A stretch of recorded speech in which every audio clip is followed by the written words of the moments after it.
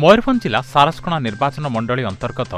सारसकणा एवं बिजातला मध्य थिबा दुर्गम पहाड़ अंचल दे संजोग स्थापन करने को विधायक भादव हांसदा अभिनव प्रयास घाटी रास्ता बुली देखिबा सह पदक्षेप ग्रहण करिसेंती। सूचना अनुसार पूर्वरु श्री हांसदा विधायक थिबा बेले तांकरी प्रचेष्टा क्रमे उक्त दुई ब्लॉक मध्य थिबा दुर्गम पहाड़ अंचल सरकड़ा घाटी रास्ता जहाँकि शंखभंगारू आरंभ होई भेजिटिही ग्राम मध्य दे बिजातल और पाटपुर ठारे थिबा जातीय राजपथरे संजोग करिबार प्रयास करथिले। तेबे किछि वर्ष बीती जाइथिबा बेले ताहा कोनोसी कारणवशतः कार्यकारी हेई पारि नथिला।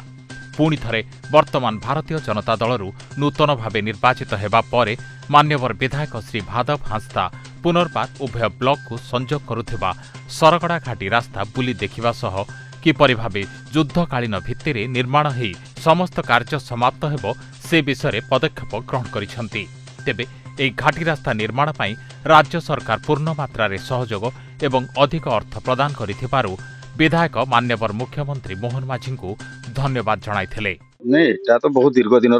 डिमांड थिला भिजिडी शंखाभंगा रास्ता एटा हमर बिजातला ब्लॉक लोकंकर भी डिमांड थिला हमर सारसकणा लोकंकर भी डिमांड थिला एवं एटा को गत 14 रु 19 मसीहा मु जो एमएलए थिली सेते मध्ये आसीथिली आरडी डिपार्टमेंट रो सुपरिटेंडिंग इंजीनियर थु आरंभ चीफ इंजीनियर पर्यंत एवं सरकार स्तर रे मध्ये मु सेते प्रेशर करिथिली सेते बेले मध्ये गोटे रिपोर्ट जाइथिला एवं एबे आम सरकार किछि पैसा इथरे देइचंती एपटे हमर गोटे किलोमीटर काम हेबो एपट डिवीजन एवं आर पटे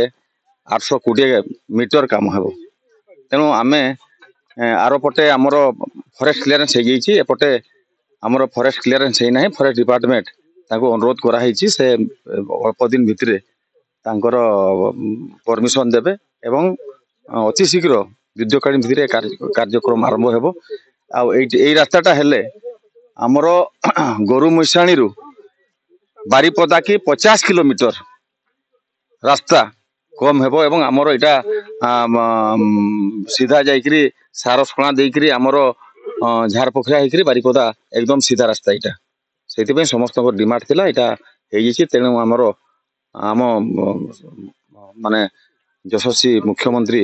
मान्य मोहन चरण माझी को आमे धन्यवाद देउछु एवं ए कार्य अति शीघ्र युद्धकालीन भितरे आरंभ हेबो जाउछि। उक्त रास्ताटी निर्माण हेले आम अंचलरू लोके रोगी को रायरंगपुर उपखंड डाक्तरखाना को नेबाठू आरंभ करी यातायात एवं व्यापार वाणिज्यर पथ सुगम हेबा सहित बहु लोक उपकृत हेबे बोली स्थानीय सरपंच बाबाजी सिंह कहिसंती। आजिकार प्रोग्राम टी हेला हमर माननीय विधायक भादव भाई मध्ये आछन्ते एवं आमे सेपट मध्ये आस्थिला आमे एपटो सरपंच पेस मध्ये आछछु एटा प्रोग्राम हेला शंखाभंगा ठार जो भेजिडी रास्ता जोडा कि हमर अति दरकारी थिला हमर सारसकणा ब्लॉक कथा कहंतु किंबा शंखा खास करी तो हमर जो लोकांचल शंखाभंगा हो जोकाजीपी हो मुख्यतः आमे रायरंगपुर गला बेले बहुत बुली की जीवा पे हमको मध्ये पड़छि एवं एटा हला हम बहुत शॉर्टकट रायरंगपुर मध्ये पहुंचबे एवं सेपट लोक मध्ये बहुत सुविधा हेबे एवं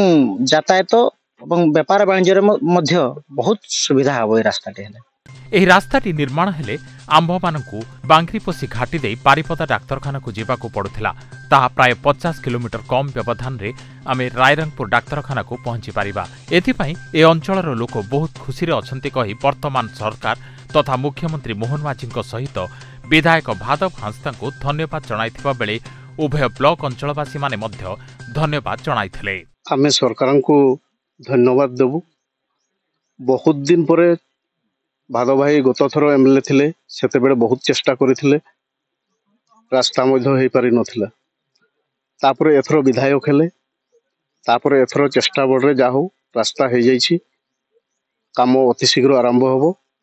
सेति पई आमे गां लोक आम अंचल लोक बहुत खुशी आ एई रास्ताटा कनेक्टिंग हे गला सारसकणा बिजातला बहुत लोक उपकृत हेबे। मयूरभंजरू मोहित कुमार मंडल का रिपोर्ट गीतांजलि न्यूज।